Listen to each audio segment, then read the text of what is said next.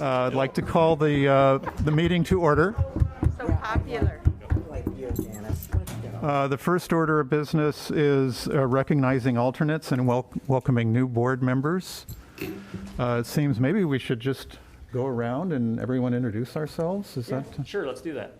It's been a little while. This is our second meeting in person in the last year or so. Right. So my name is John Thomas. I'm with the City of Iowa City Council. Janice Weiner, also on Iowa City Council. Louise Fromm, Mayor, University Heights. Lori Goodrich, Coralville City Council. Pauline Taylor, Iowa City Council. Megan Foster, Mayor of Coralville. Steve Berner, Mayor of Tiffin. Ruthina Malone, Vice President for the ICCSD School Board. Rod Sullivan, Johnson County Board of Supervisors. Chris Hoffman, Mayor of North Liberty. Brian Waitson, North Liberty City Council. Good afternoon, Aaron Shane, University of Iowa, specifically parking and transportation. Eric Gores, I'm City Attorney. I'm an alternate for Sean Hermson, one of the Iowa City Council members. Laura Burgess with the Iowa City Council. John Green, Johnson County Board of Supervisors. Barbara Boma, I'm serving the legal and the coders. Karen Hurd, I'm Executive Director with CEICOG. I'm Eric Cedar, I'm just here observing as well. I'm on the North Liberty City Council as well. All right, well, great. Thanks. Welcome, everyone. The second item 1B, would be consider approval of the meeting minutes. Move approval. Second. All those in favor say aye. Aye.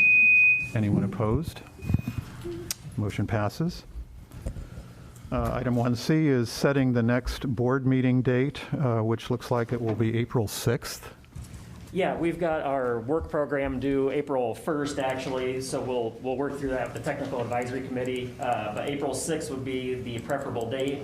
And I continue to put location to be determined just because I don't know yet what works best for all of us. We're a pretty big group, and there's limited meeting space available for groups this size. So at any rate, this seems to be working pretty well for us, and this may be our location here for some time.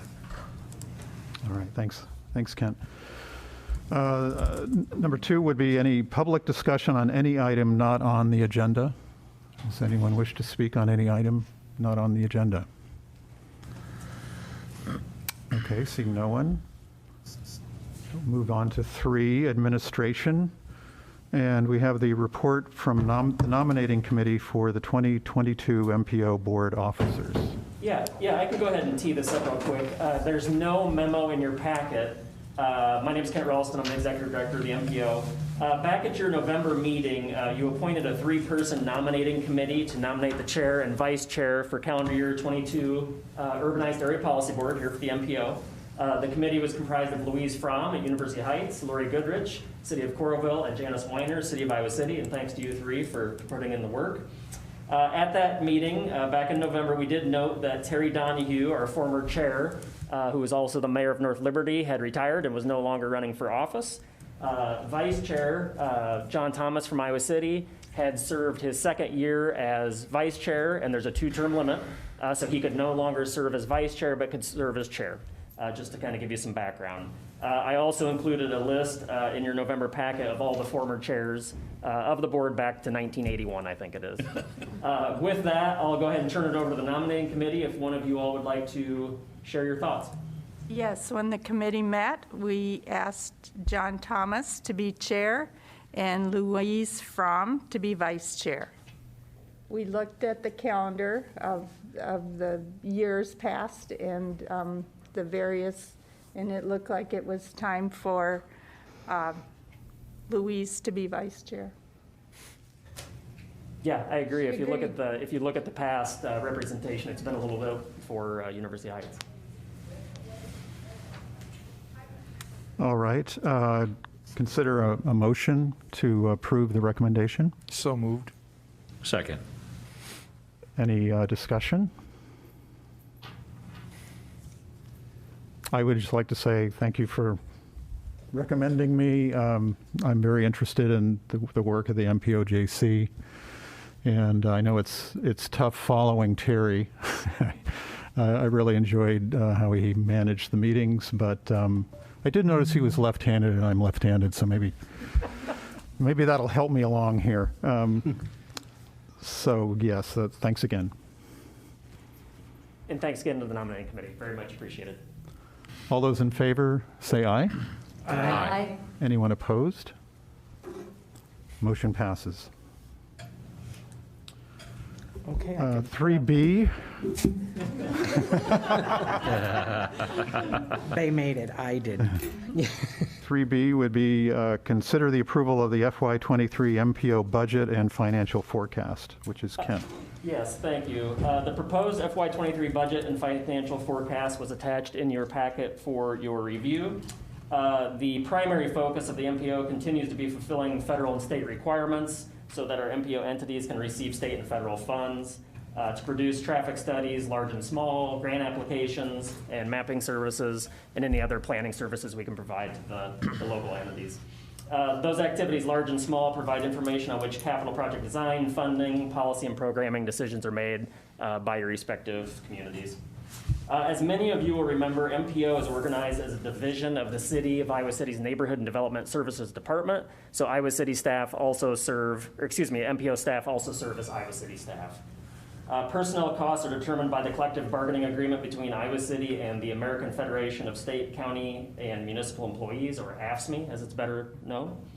The overall budget reflects about a 4% increase over the FY22 budget, which equates to about $30,000. Of that $30,000, about 75% of that is just due to increases in healthcare costs and wages for our staffs. After accounting for staff time devoted solely to City of Iowa City functions, MPO assessments are based on population of MPO entities, and per the MPO bylaws, we're now using the decennial 2020 population figures for everybody, including the county. The budget also reflects the continued use of internal carryover funds and DOT funds. We've been using about $50,000 of internal carryover funds, and then we've been using about $230,000 of DOT planning funds that they provide to us. Because of the new transportation legislation that was passed back in November, we are told we should expect about $60,000 a year annually for the next 5 years in additional MPO planning funds. So if that comes to fruition, that outpaces our increased budget every year. So hopefully we'll be able to at least keep assessments flat or potentially even lower assessments to communities in the coming years, which is good news for everyone. Unless there's any questions, I'd ask that you please consider approval of the FY23 budget. And with approval, then, as I do every year, I'll forward these assessment schedules to your staffs for their awareness. Move approval of the FY23 MPOJC budget and financial forecast. Second. Thank you. All those in favor say aye. Aye. Opposed? No one? Thank you. Item 3C is consider approval of the FY Johnson County assessments for the Eastern Central Iowa Council of Governments. Yeah, thanks. As we do every year, we collect ECOG dues for Johnson County entities, and then we forward those funds on to ECOG, essentially just acting as a pass-through. ECOG assessments are calculated on a per capita basis for the counties that they serve. We then, in turn, charge a per capita fee to all of the MPO entities. Again, just acting as a pass-through. The budget reflects new population figures as it did for the MPO budget based on 2020 census figures. As in years past, the FY23 ECOG budget proposes a 2% increase for all the counties it serves. ECOG has also made a modification to its funding structure to include an additional planning assessment for all entities. So what had happened, what this means for us basically is that in addition to the 2% increase that ECOG has annually, there's always been a small communities planning assistance that everyone has paid except for Iowa City, University Heights, and the rural population for the county. Based on essentially a new funding structure, ECOG is now assessing everyone except for entitlement communities, which for us would be Iowa City. So but basically what that means for us is that University Heights would be also assessed that small fee for its population, which ends up being $200 or $300 this year. And then for the rural population for the county, they would also be assessed, which has not happened in the past. And I think it equates to something like $6,000 or $7,000 annually. Rod, I know you sit on the board of directors for ECOG as well. Karen Kurt, also the director of ECOG, is here and can answer any questions that you might have. But again, this is just pass through, so it's business as usual except for those two small changes. And I'm happy to answer any questions that you might have. And again, I'm sure Karen can also elaborate if need be. This just leaves out the entitlement communities for community development block grants, which again is Iowa City. And I think the idea behind that is those communities have additional funding and resources to do their own planning. Any questions? May I have a motion, please? Move approval of the fiscal year 23 Johnson County assessments for ECOG. I'll second that. All those in favor say aye. Aye. Anyone opposed? Motion passes. Thank you. Thank you. Item 3D, consider appointments to the CEICOG Board of Directors. Kent. Yeah, thanks. So back at your November meeting, we discussed the MPO entities responsible for appointments to the ECOG Board of Directors for calendar year 2022. Per our bylaws, the entities responsible to appoint elected officials this year included Johnson County, Iowa City, and Lone Tree. There's also one citizen appointment to the Board of Directors for which the Johnson County Board of Supervisors appoints annually per our bylaws changes that went into effect last year.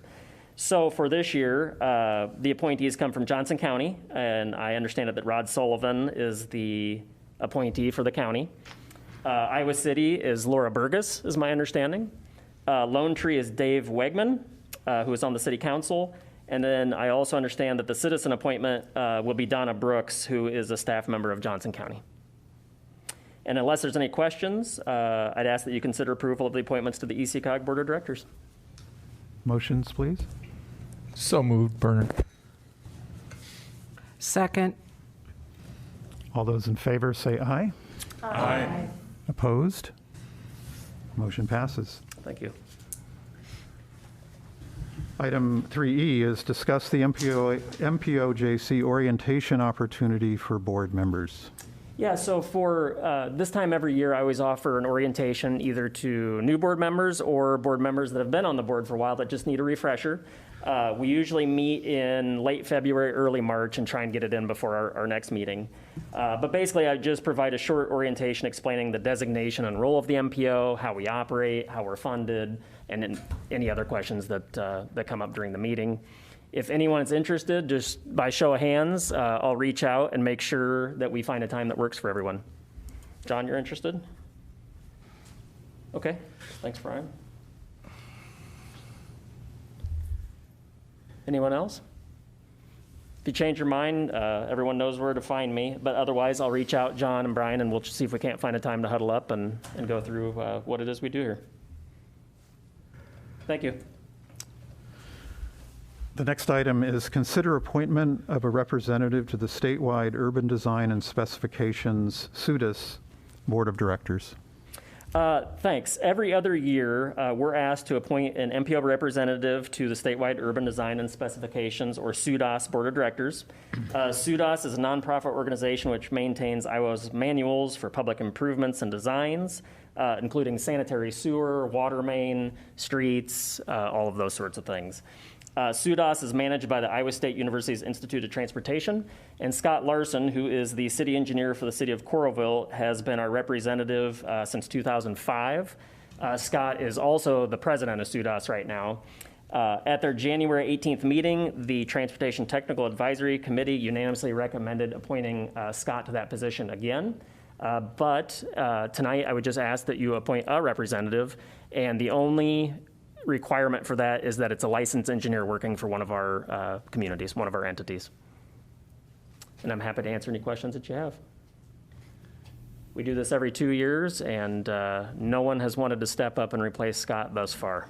I would move the appointment of Scott Larson to the SUDAS Board of Directors. Second. All those in favor say aye. Aye. Opposed? Motion passes. Thank you.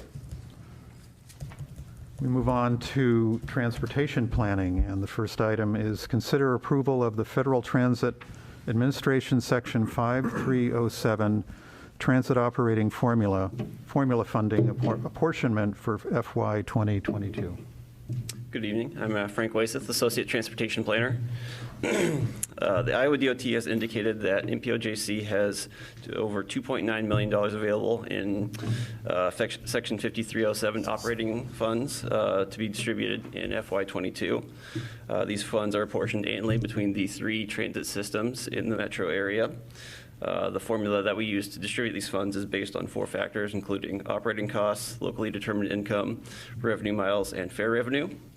And with the last few years have been, these numbers or these statistics have been impacted by COVID-19.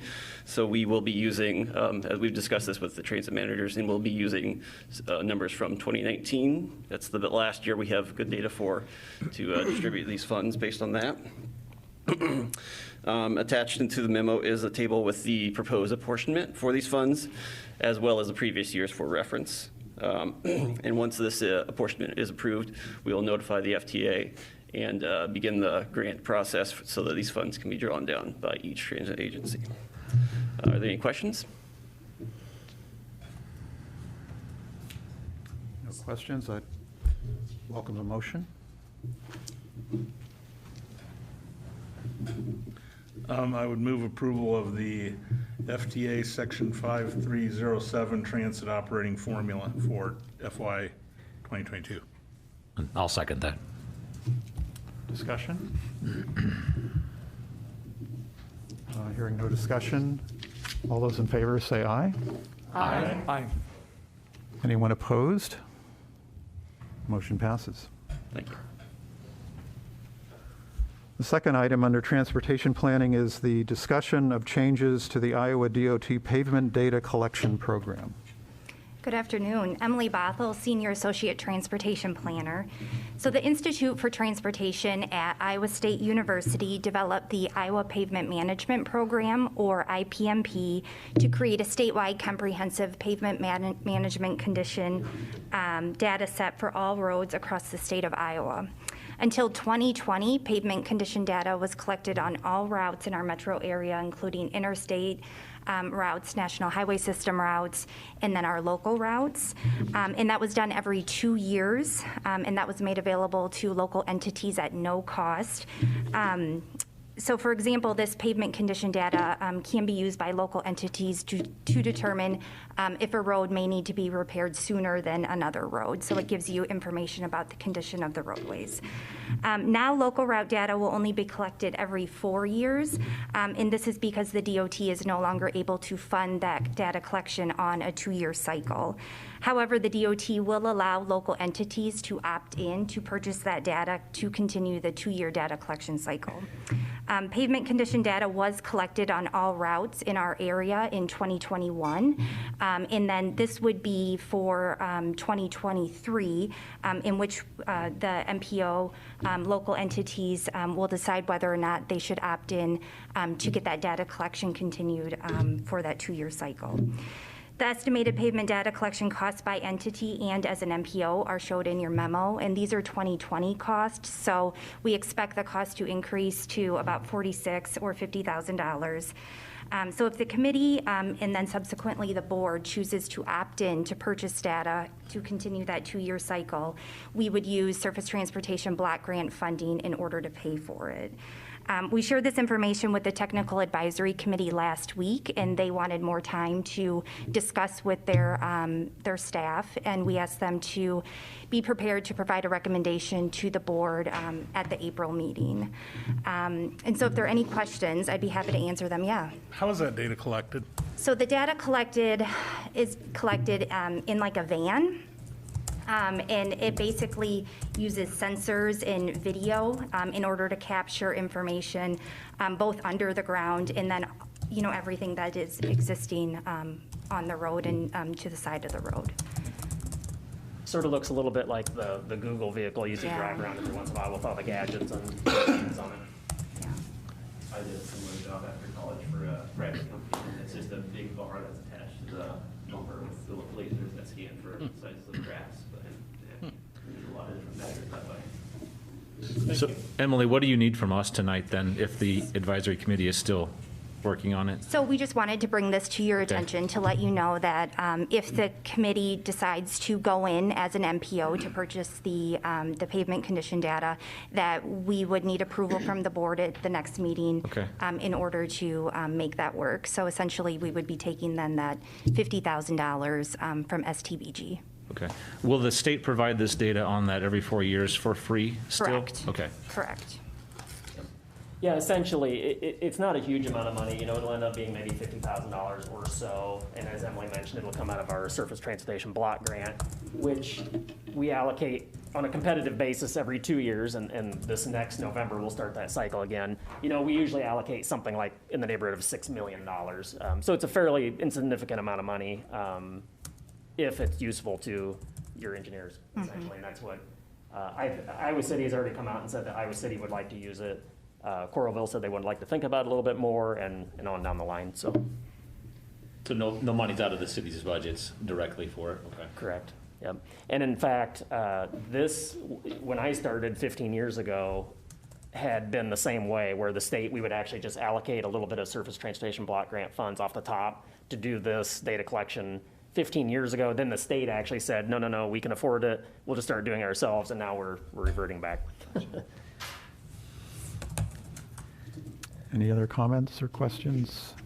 It seems like it would be a useful thing to have on a regular basis and not have to wait 4 years for if you're trying to plan your street maintenance and Especially, I would think, depending on the age of the infrastructure, the streets, Iowa City has a much longer lifespan in terms of its streets. Right. And then, as Emily mentioned too, if communities don't want to opt in, individual communities can actually do it themselves. So they can. So if Coralville, for instance, decides they don't want the data and they don't want to spend the surface transportation block grant funds in that way, they can certainly just go it alone and pay for themselves. So either way is fine by us. It's relatively insignificant amount of money, but wanted to bring it to your attention. Thanks, Emily. Thank you. Thank you. The next item is discussion of Crandic passenger rail and potential next steps. Yeah, so back at your November meeting, many of you that were here will remember that staff gave a quick update on the three-phase study that was completed back in July of 2020 regarding feasibility of implementing passenger rail service on the Crandic line roughly between Iowa City and North Liberty. After discussion, the board gave us some direction to essentially look at potential next steps and then come back at this meeting and discuss that a little bit further. I went ahead and called Jeff Woods, who is a business manager with the Crandic Railroad, and had a discussion with him. Several things I think have changed for them due to COVID, and some of their business, things have changed with their business due to COVID, I guess I should say. One thing I did learn was that at some point in time, Crandic had discussed the ability for them to potentially even front some money for this project, potentially pay for it up front, get paid on the back, some kind of public-private partnership. That does not sound like it's the case anymore. They also, at one point in time, thought they would want to operate the system, and due to some changes in their business model, they said, no, we probably don't want to operate the system anymore. Which was interesting to learn. The good news is neither one of those things were assumed in any of the studies. We had already put in some probable costs for those things in the study. So really, it was interesting to learn, but didn't affect the outcome of what we've all been talking about. The one thing that I did find interesting is that they really aren't sure what they want to do with the track set. They would like to retain the tracks if at all possible, but what was interesting was they also said they would entertain other forms of transportation on the tracks. So while the tracks can remain, if it's bus rapid transit or actual passenger rail, whatever it might be, they said they would support if the community wants to go that direction. So they sort of leave the door open for us, which is nice. Next came sort of a dive into the past studies and trying to figure out exactly what our next steps would be, which is what the board had asked for. In your packet, I had noted just 5 real broad steps that we might want to take. First is solidifying buy-in from participating entities. Second would be forming a small working group or steering committee to sort of work through the details of what all this looks like. Third would be to hire a consultant for final design and estimated construction costs. then I think we're to a point where we could probably apply for some federal funding. And then the fifth and final, I think, would be to have participating entities actually budget money in their capital improvement programs for the actual implementation, a grant match, and so forth. So these are really broad strokes. They're going to overlap, and of course, there's about 10 different things that happen within each one of these items. But first and foremost, after giving this some thought, I think what would be helpful is if each one of the organizations that is represented by the MPO actually have a discussion, internally to find out if there's really support for this or not. I know the board has give us some direction to keep momentum moving, and I think that before we get into actually forming any kind of steering committee or working group is probably going to be very useful. Without sounding too harsh, it's one of those things where folks in this room may be all in, but then you go back, talk to your constituents, and maybe the feeling's not quite the same. So to me, that's probably the first and foremost thing we need to accomplish as a group. If given direction by you all, I'm more than happy to reach out to city administrators and reach out to the county to find out if this is something that really those groups do back, in fact. And then I think once we have that commitment, and it doesn't have to be anything formal, I thought about maybe a memorandum of understanding or something of that nature, but I think at this point really just needs to be yes, we're in or we're out. And then I think we can work from there. And then I think that second step would be to form a steering committee, which will be difficult enough in and of itself, trying to figure out exactly who should be on the committee, keeping it small enough that it can actually be useful and that sort of thing. Happy to open it up for any questions, any thoughts. This is pretty much, this is uncharted territory for the MPO as well as is for you all. So any thoughts you have on what I've presented, any thoughts on how we could do this better would be very useful. Yeah, Kent, for what it's worth, the Board of Supervisors actually allocated a portion of our ARPA money toward this project. And John, help me out. Do you remember, was it like 150,000? 100,000 currently slated for fiscal 23. 100,000, yeah. And we talked about the fact that if some other entity didn't have the money budgeted and wasn't able to buy in at this point but wanted to later, we could probably front that and then maybe not pay another share later or something like that. So okay. We're willing to be flexible with that, but we already have it budgeted. Yeah, and it sounds like there's already the commitment from the county. That I believe it was unanimous. Yeah. Roy Sand was here at the last meeting, and she did mention something to that effect, so that's very helpful. Ken, you mentioned that there's not going to be like a formal agreement at this front end, but what would be the best way for us? I've talked to all our counselors, but we haven't had a vote or anything on it. So right. What do you anticipate there? Yeah, and it can be as formal or informal as we need to make it. But I think, Laura, the way I've typically worked on these things in the past, and in fact, the way we got the studies done was I just reached out to the city administrators. Okay. And then, of course, reach out to the county as well, and the university. County and the university work a little bit differently, of course, but for the actual communities, I reached out to the city administration. City administrators, of course, need to do what their councils prefer. So I sort of left it up to the city administrator to work through and noodle through this with their individual representatives to try and figure out if that's really something, for Iowa City specifically, if that's something that all the Iowa City councilors really wanted to move forward with, or if there was at least a minimal amount of support for it. And then timing-wise, do you anticipate that could happen prior to our next meeting? And if there was support, we could be talking about forming that working group at our next meeting? Yeah, with direction from you all, I can start working on that immediately. I don't know how long it would take individual communities to work through that. I would think, I don't know. I don't know the answer to the second part of that, Laura, but I would think that our next meeting won't be until early April. So I would think that we certainly could have that answer and be working on forming a group then. Or at least having that discussion on who should be on the group. That'll be an important discussion to have. I was thinking perhaps we might have a work session. This could be a work session topic. And one of my reasons or thoughts on that is that the MPO is really not in the public eye.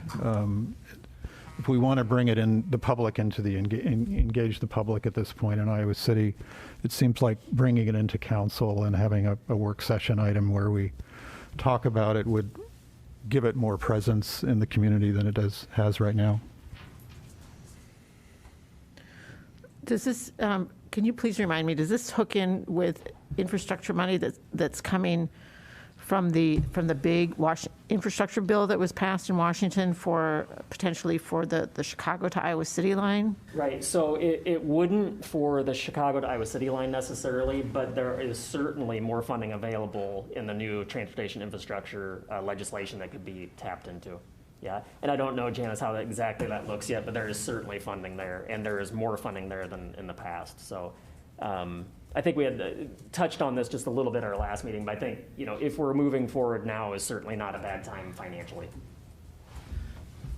How successful we'll be in getting that money, you know, that's a whole nother discussion, but I think at least the opportunity to access some of those funds is probably better now than it has been in. And if we have if we have a well thought out proposal, we have. Yep. And the timing is going to be key. You know, so we've got a probable cost, which is, you know, a 20,000 foot view of what this thing could look like and what it would cost. Part of, and this is a part that I'm not totally clear on, but depending on what grant we might go after, federal grant, we may or may not have to have an actual design completed, right? So some of the small starts FTA funding that the DOT discussed at our last meeting, some of those you can sort of apply and work on your design sort of simultaneously. Some of the larger, I think it's actually called large starts, that FTA funding, you have to have your thing basically shovel ready and then apply. So there's sort of two ways we can go about this, depending on what type of funding is appropriate. In my view, I think the small starts money is probably the way we would need to go, and I think we can sort of work on that design simultaneously, which is good, because once you get some of the federal funding, you can use that for design as well. So we've got that probable cost, but you know, getting it designed and shovel ready is kind of a whole nother thing. I would definitely be interested in, you know, putting it on a work session for our council to discuss. I will say that, you know, transit is a big challenge for us. I think you know, with the infrastructure money, it wouldn't so much be about the upfront cost or any type of upfront investment. I think for us, the real sticking point could end up being the long-term operation. Yeah. Just given the challenges that we have with our transit system, and especially since there's not going to be doesn't sound like that operational piece is something that's going to be covered, even though I know you mentioned that it was. Yeah, so the estimate on the operations was something in the neighborhood of $5 million a year. So it's not a small number. Is that per entity or for the entire? Correct, for the system. For the entire system, okay. Yep, that's correct. Yeah, this is, I mean, we all know this, I think, but this is definitely uncharted waters for us. You know, when I went back and reviewed some of the material that we've been provided by the consultant, you know, finding an actual, I forget what they call it, but it basically a leader, you know, an organization that will actually lead this is one of the things they say. You know, you've got to identify that first and foremost. What's interesting about our area, of course, is we have 3 different transit agencies. You know, if we had a transit authority, clearly I think that would be the lead agency. That's the word I was looking for. So the lead agency would clearly be a transit authority. Since we don't have a transit authority, we also don't really have a lead agency. You know, the MPO staff can help with this. We can work through as much as we can, but at some point this is going to get a lot more complicated than what we're really capable of doing. So I don't know when that's going to happen, but I think we can clearly get through working on design, working on grants, submitting grants, and then at some point when it comes down to who actually operates this and how that looks, that's going to get a little bit tricky, but that's quite a ways down the path yet.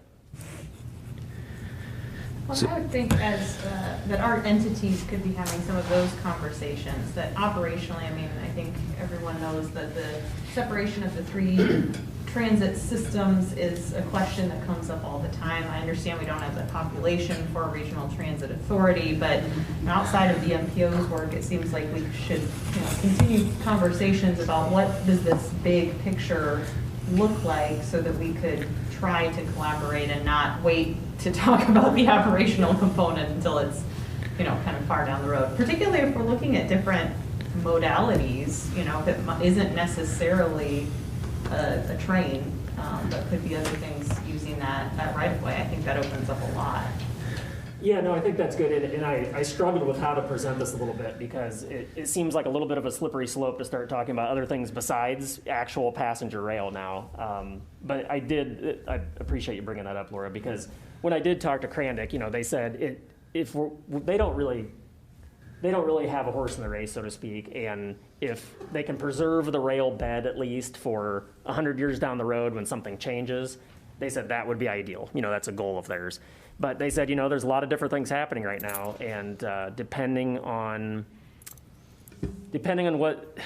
what service and what service provider is actually available, because at some point you have to have someone actually operate the system, and our 3 different transit agencies, I'm guessing, are not equipped to do that right now, and don't maybe have the knowledge to do that right now. They might be able to do that in the future, but bringing in someone to operate this from outside is sort of it's just going to be a little bit different than what we had anticipated originally, now that Krandick said they might not be interested in operating it. That's when we got into that conversation with Krandick about, well, what if it's bus rapid transit? Does the previous study still stand in terms of our ridership estimates and that sort of thing? I think a lot of the work that's already been done does still stand. We've looked into right-of-way needs and basically if the bed is available for some mode to be used, what condition the bridges are in and that sort of thing. So I think a lot of the work we've already done still stands. It feels a little bit of a slippery slope to start talking about different modes right now, but I think that is going to have to be part of the conversation. It does seem to me that if paving that bed and running buses up and down the bed is what we want to do, that for me seems a lot easier to actually get done. We have buses here now. We have managers that know how to operate a system. It's essentially just a new road at that point in time. Don't know if that's the right or wrong thing to go after, but I would anticipate that a lot of our ridership estimates and things would still at least be in the ballpark. And something else we can look into. Sorry. We do have electric buses now too. So well, this is the thing, yeah. There's kind of the wow factor of passenger rail. Right. That certainly attracts, would certainly be more attractive, I think, in some ways than a bus. However, I think there's also ways to make that more attractive too with articulated buses, and the new electric buses Iowa City has are really pretty neat. So I think the bus service has been upgraded with the electric vehicles.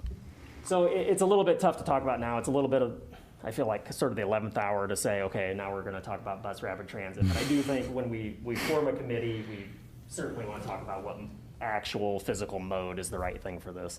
But the fact remains, the corridor, I think, and the location of the corridor is really the most important piece. And the views from the corridor, I mean, it's ideally situated no matter what we would use it for. It's just figuring out exactly what that is. I think for now, in my mind, passenger rail is what we should sort of pursue, and then, we'll see what happens. Is speed a consideration? Is that why we would do this? Because it would get from A to B faster? No, I don't think so, Lori. In my mind, a reason to start a discussion of bus versus an actual train would be just cost and ease of implementation is really the key, I think. My guess is that we have local operators that could probably operate the system, given some resources. The platforms and things for the rail are much different than a platform, which is essentially a bus stop, for a bus. Much less expensive. So I think my rough guess is it would be more financially feasible for us to do bus rapid transit, but sort of a discussion for another day, in my mind. I mean, when we get down to cost and things, because we're just not quite there yet. Did you have a sense from the railroad that they wanted to just totally abandon the area, or they wanted to retain the right of way, or? No, it's a good question. It's shifted over the last 3 years. I think originally what I think we were always told was, they were very interested in operating it. They could even use potentially their facility up in Cedar Rapids to maintain these vehicles and so forth. No, my sense is that they use the track for storage right now, and they make some pretty good money just storing cars on the tracks. They don't want to get rid of the tracks because, forever's a long time. But no, my sense is they're ready to do something different. And quite honestly, they said, for either passenger rail or for a bus rapid transit type system, it's really good PR for them. They are a subsidiary of Alliant Energy. So there's that piece of it too, is just, getting electric buses maybe on this system or electric train, whatever it might be. So I think there's a bigger community value for them. And when we discussed it with them, they really talked about that. They just said, it's a community asset that is just sitting there. And yes, we make some money on it, but yes, we could do better with it. So if you're using the bus system versus the train system, though, you're talking about, when you talk about taking the tracks out of there if we're putting a bus down, or is there a way for them to maintain those tracks if, times change 100 years from now? I think there's a way to do both. What they actually want, I'm not totally clear on, Chris, but there's some pretty neat, you can Google it, but there's pretty neat videos out there of actual systems where they've actually retained the tracks and basically run buses on top of them is what they do. So anyway, I don't want to get too far off track on the mode because I think that will work itself out. When we get a little bit further into the details, when we finally get into when we actually get into the design of this, I think that's when we'll know if it's feasible or not. Because the design of a rail, if it comes in at 3 times what we think it might have, that might actually kill the project. And then I think that's when you might pivot and say, okay, we're all invested and we're all interested in using the corridor. Rail, maybe if it comes in and it's just not feasible because of the cost we get, I think that's when maybe we pivot and say, okay, what else could be done? Maybe it's bus rapid transit, and maybe it's nothing. Maybe at that point you say this isn't workable. So I think that might be something to consider. It might not be a solution in the outcome. I think that's important for us to acknowledge. I'll tee this up just a little bit for Brian. We really have. I guess we probably have an outside view on this that I have a hard time getting past the studies in the ridership in North Liberty specifically. And it's probably well publicized and that's been aired out. We have been attempting for nearly as long as I've been on city council up there to figure out a way to provide transit in our own city. Our partnership with Coralville has been a great partnership with the system. It just doesn't get used. So what Brian has been a part of for 8 years now as a transit committee that we've had in there trying to figure out the best way to be most efficient with it. We have a couple of ways that we're looking to get to be more useful in spending our dollars that way that I think would help us collectively solve some issues that are still there after all of these years. And I don't know if our efforts can get behind trying to expand and explore this big chunk because we're still here at this point in our conversation. But with that, I'll kind of let Brian add on or get his thoughts because he's been a member of this transit committee that we have here in our city. So one of the things that we were looking at it is, you have to have stations. And if you look at where the tracks are, there's really limited places to put stations that people can get to it. And so, you can have a lot of people in the area, but if they have to walk down the hill to the public work area in Coralville and then back uphill later in the day, it's going to be a problem. Probably down by McDonald's, it'd be another station, but then you're not to IRL, so you're going to have a bus to go to IRL. All the university folks, probably you can get someplace down by the public health building, but if I live in North Liberty, so, and not so far from Forever Green Road, but if I walk a mile to Forever Green Road, take 20-minute bus ride, and I get off at public health, and then my office is on Melrose, so then, I've got a 45, 50-minute commute to go to work, and, clearly that's not going to be what most people are going to want to do. So one of the things we would like to look at is, and not in a big, super detailed level, but is if we looked at where you can make a station and kind of see if you can get people to there, because a lot of that land in Coralville is surrounded by houses or it's a ravine, and there's not access to it. In North Liberty, we have a little bit of space, and then once you get down along Highway 6 and into Iowa City, you have some options again. But I just don't know that it's a good spot, but I'm sure we can get people to it, just practically where they can use it. Now, going back to your bus idea, which is a separate thing, is, those can get off the track and turn the corner. So that may be much more of a, something to think about, or not even like a big bus, but maybe something smaller where you can take a few people at a time and, at least 15 passenger things and stuff, and you can run them back and forth and take people up and down and stuff, and that actually may be a little more advantageous. It looks to me like a lot of transit folks are going away from a bigger systems and actually going to smaller, more nimble programs and stuff, and so that may be something to think about. And it'd be good to figure out what Crandic would let us do with respect to the rails, because that would be one of the problems. If you take the rails out, you can do a lot of stuff. You need to keep the rails. It does limit what could be on there. So I just really have a hard time getting around that we can get that many people from North Liberty are gonna want to ride there and stuff. A lot of our people go to Cedar Rapids, and we have those data. We have a lot of people could work at the university, but if you're going to have to walk that far, that's not practical. There's the people, but are they going to do it? And I think it's well within us to try to, as Mayor Foster has said, to take this back, and John has said to take it back to our councils and have a work session, have a discussion on this. It would be helpful to have some pinpointed guidance on what you want us to discuss there. Because if it's the transit study, and that's what we came into the room for, or before this agenda came out, that's one thing.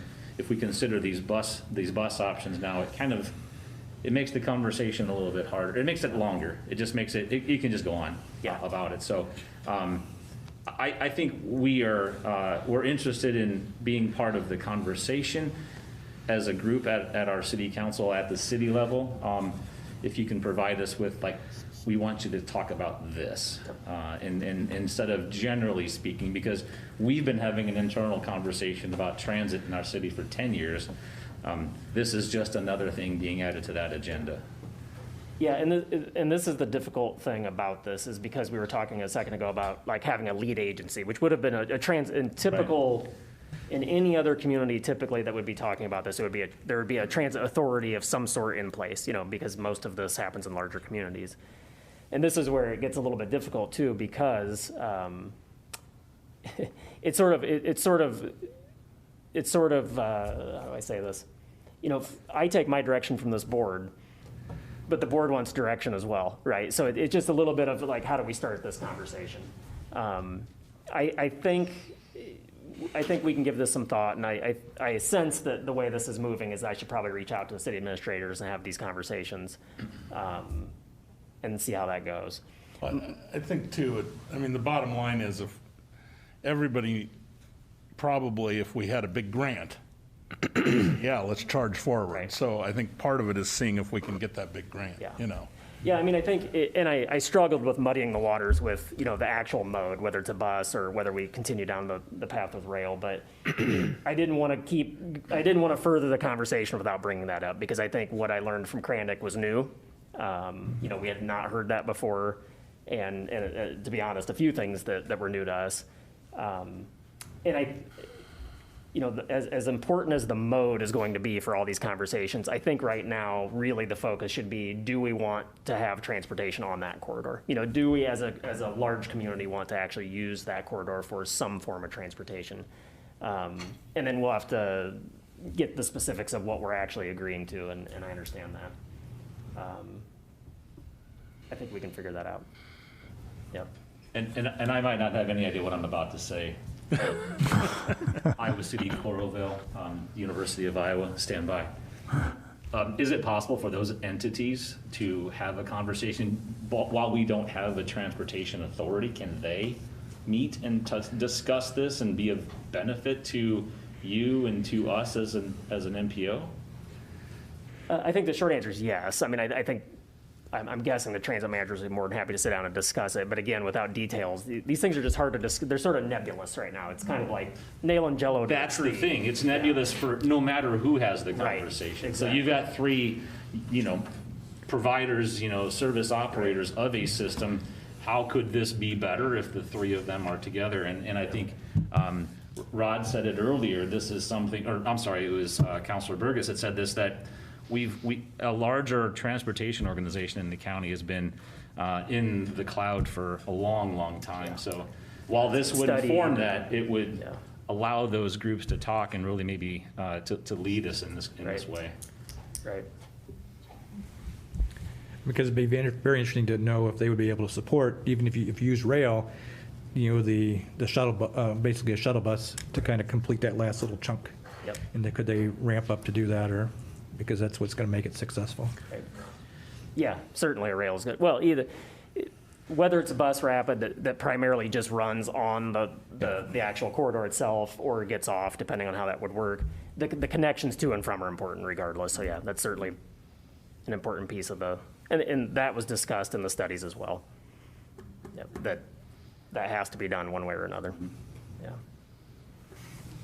So it sounds like for our respective communities, we're going to have conversations with the councils. I think if we can, there's a way to engage the operators at this early stage. I don't know what you're just saying, Kent, it might be a little premature for that, but I think if we also are just like, what is our goal, right? Is our goal to provide an alternative to like 380 and Highway 965 / Ranshaw Way, so that 20 years from now, that car commute, which will take an hour, right, has alternatives. And if we agree on that goal, maybe we can kind of then keep moving forward. Because I think everyone in this room and our respective councils would be on board with that, but. Yeah, I mean, I don't think there's any harm in me reaching out to everyone's administrators and having a conversation with them, right? Just about what we talked about here, about what we may or may not need to accomplish in the future. I also don't think there's harm in getting a steering committee or a small working group put together to have these discussions about what is the right mode. When do we engage with a grant application and how does that look? I mean, I think it's like I say, it's just really nebulous to talk about now, but I think if we get some city administrators just at least willing to have their staffs meet, because there's going to be a in-kind contribution to that at least. So I think if we have our staffs meet, I think we can start picking off some of these things and using this board as sort of the lead agency for a while, I think. So I don't think there's any harm in that, and I think that's probably a way to start this conversation. This is just one person speaking, but I think at a very minimum, a goal ought to be to preserve the corridor. If we can get something going, I think that'd be wonderful. I support that. But at the very least, I think we'd be doing a huge disservice to the people that sit in these chairs in 50 years if we don't keep that corridor. So I think that's very critical as a minimum goal. And so I hope that everybody can at least agree to that. And I guess I would hope that we can also look at it with an eye to reducing the carbon footprint, because the increase in vehicle traffic, it's not going to go away, and if we as communities want to decrease or are committed to decreasing our carbon footprint, this can help all of us. Yeah, I think I think I mentioned this at the last meeting, but I think whether we use the corridor for a bus or a train or whatever it might be, I think it will happen again in the future. It's just a matter of when, and I think the matter of when becomes because it's just a heavy lift. This is uncharted territory. This is because we don't have a transit authority. It complicates things a little bit more. It's a huge project, and it's scary and it's not inexpensive. So I think it's just one of these hard projects to work through, but I think momentum is important, which is what you all asked for at the last meeting, and I think I'm not hearing anything different. I think I would probably start with reaching out to city administration and having a conversation with them. Maybe getting a small working group together with some of the transit managers. Clearly they know more about operating a system than I do, and going from there. And I think my plan would be to keep you all updated. How's that sound? Sounds good. It's a great idea. Yeah. Okay. All right. Thank you very much for that. I appreciate it.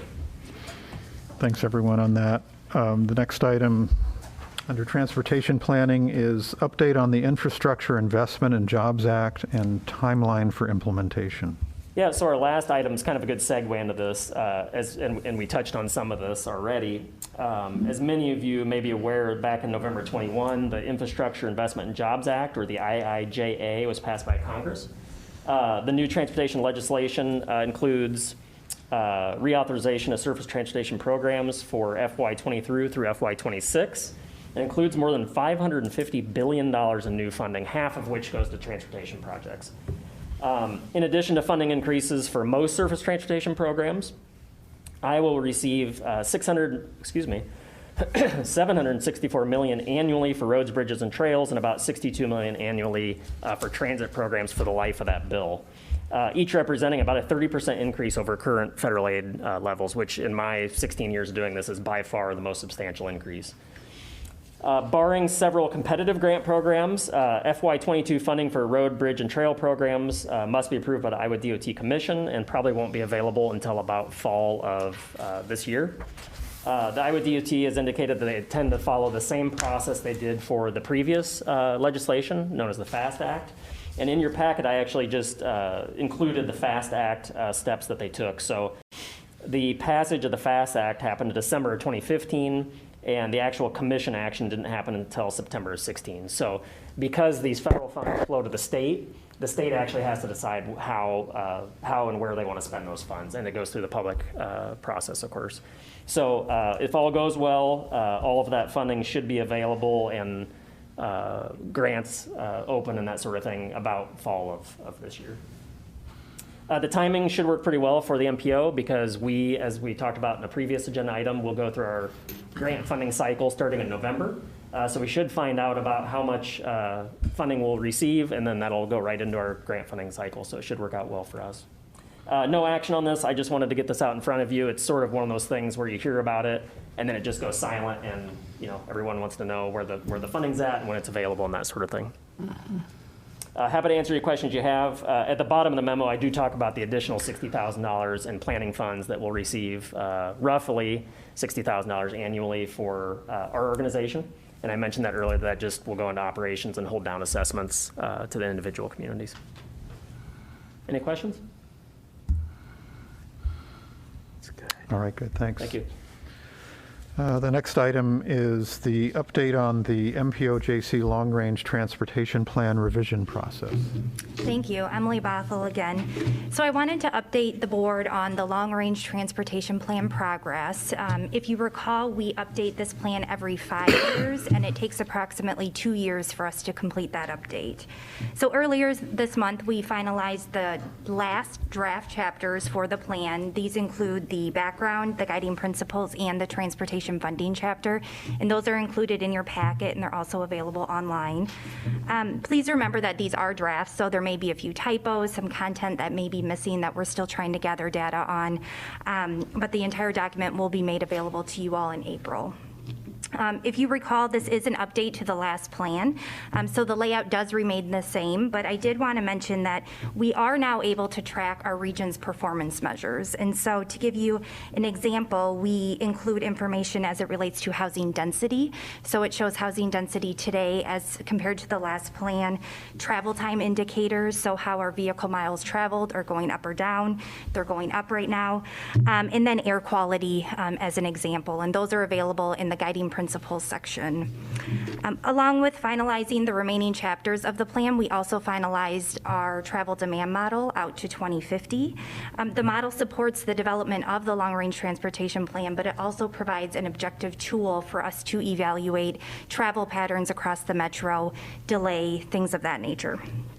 Essentially, the model simulates existing travel as it's occurring today. So in 2018, that would be our base year. And it forecasts future travel patterns based on the existing, planned, and committed projects and along with socioeconomic changes that will occur out to 2050, so based on projections as it relates to population, housing, employment. A couple examples of what we use the model for are we generate forecasted traffic volumes for communities and for consultants. We estimate the impacts of various scenarios, such as adding a road or changing the capacity of a roadway. And more recently, we generated fire response time maps for the city of Iowa City, showing how far a fire truck can get in a certain amount of time from the existing stations.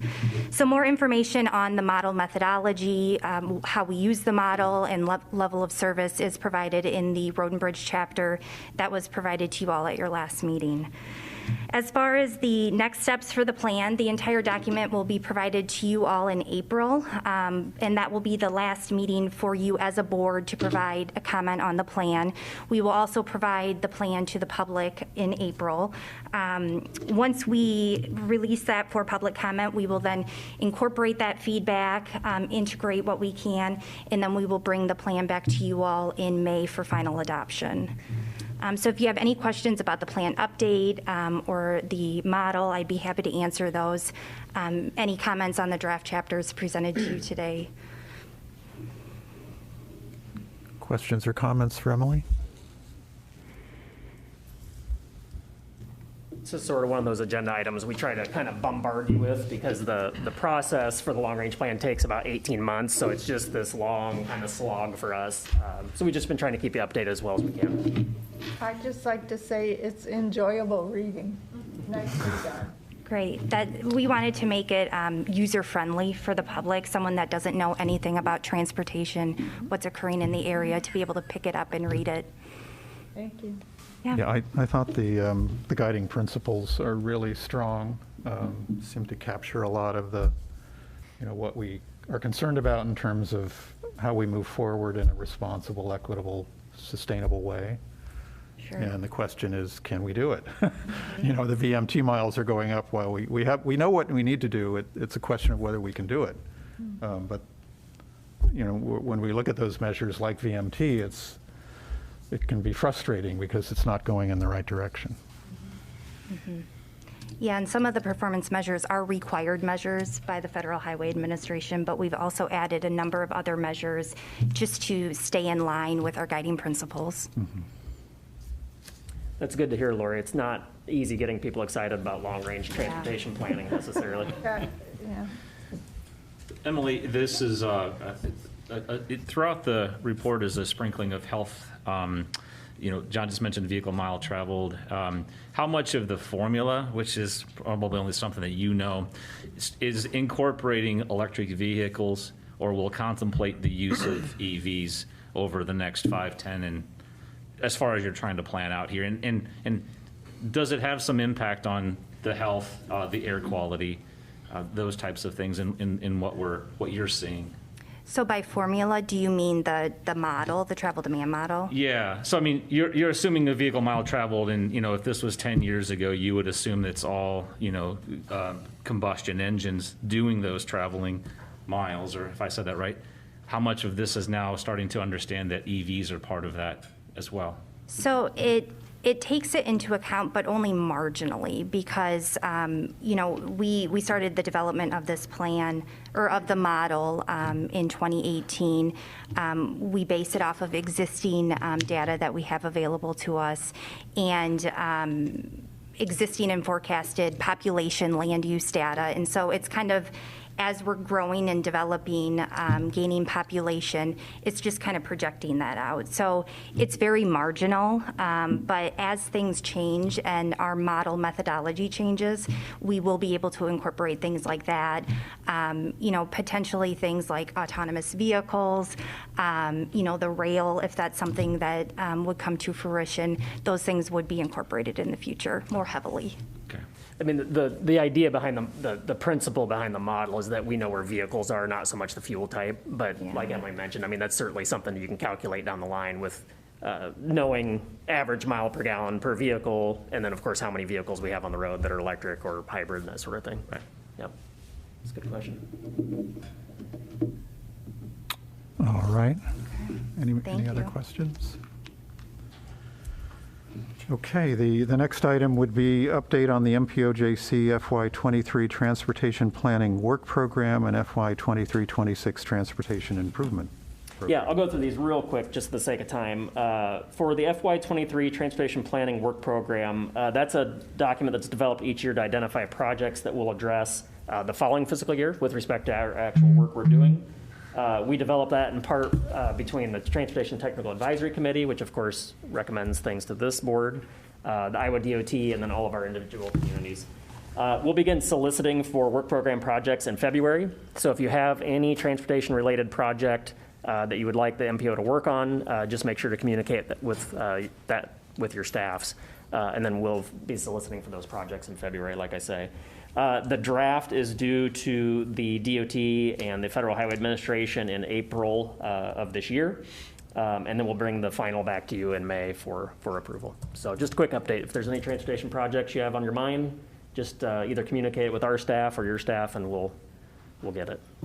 Is that something that you would do automatically with our staff, or is this something? Yeah, we'll solicit for projects automatically. Yep. Okay. So if there's anything, like I say, on your mind that your engineer might not know about, or your planner, or whatever the case may be, let them know. Just let them know. Okay. Yep, exactly. Or let us know. The second quick update is on the Transportation Improvement Program. So this is the actual programming document that we put together every year. It represents our federally funded transportation improvements within the urbanized area, and then those projects that have federal funding in them.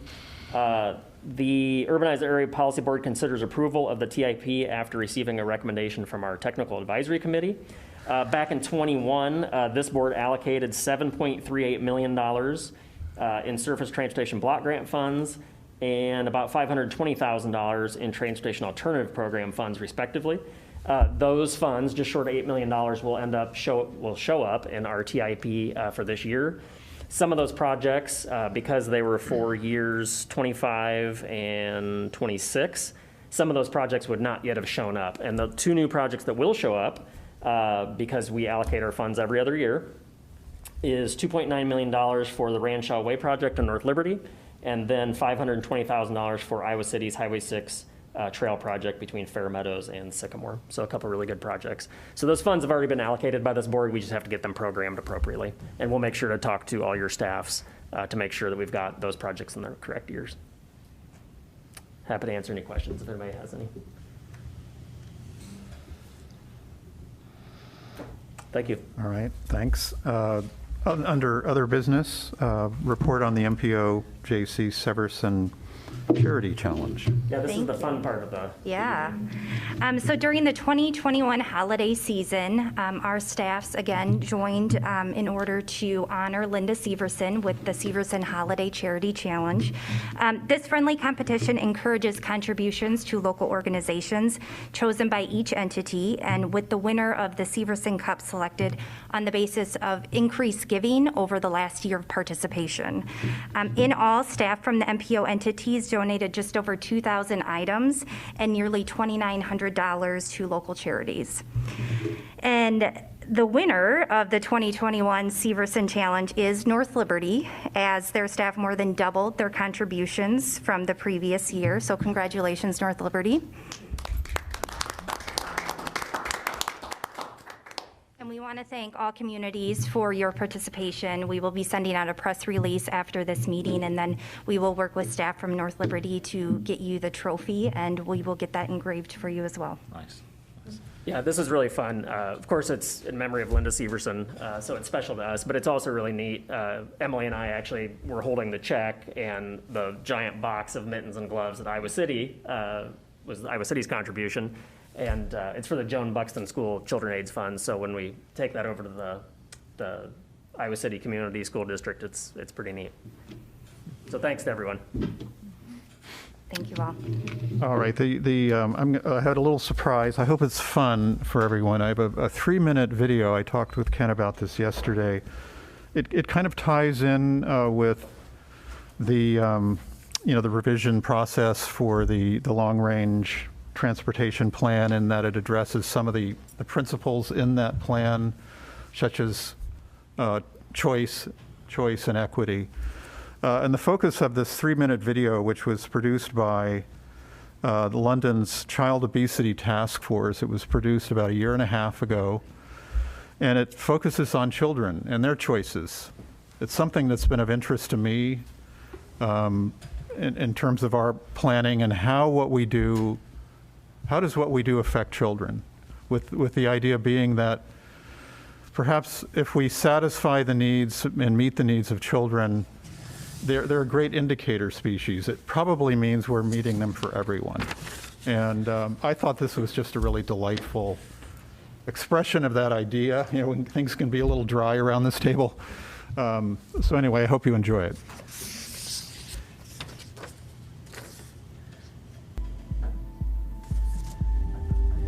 I like to be outside and feel the breeze, the sun.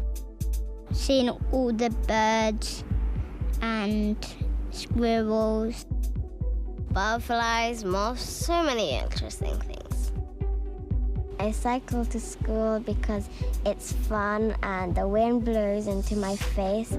Scooting for me is my favourite way to go to school.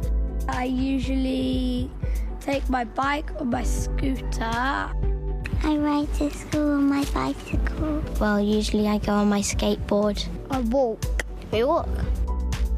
I like my bike because when you ride it, you get to do lots of exercise and it's really fun. I feel cycling is very enjoyable. I enjoy it a lot. Puts you in a mood that's like you have to get on with everything, no matter if it's good or bad. I feel powerful because it pumps up my heart rate. It's a really nice way of starting the morning for me. I get to go to far places. To my cousin's house. Going and seeing the swans. To parks. And also to shops sometimes. It's a great way to interact with other people. It's less pollution for the world and it doesn't damage the ecosystem. I feel like I'm a big girl. We get to be independent, so we can get ready for later on in life. Get to enjoy my life and grow into a strong woman. Go anywhere I want by myself.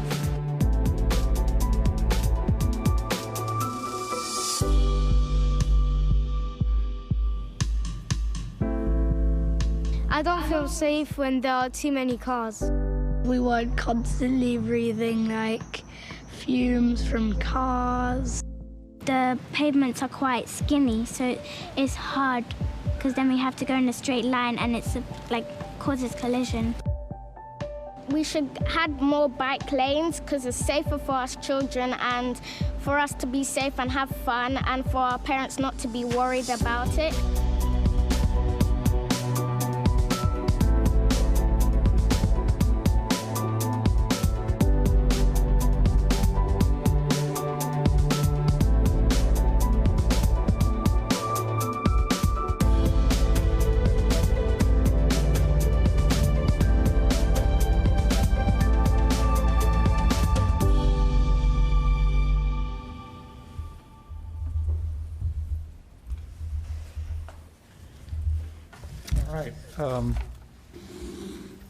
Last item is, I need a motion to adjourn the meeting. So moved. Second. All those in favor say aye. Aye. Opposed? Okay, thank you, everyone. Thank you all so much for your time. I appreciate it.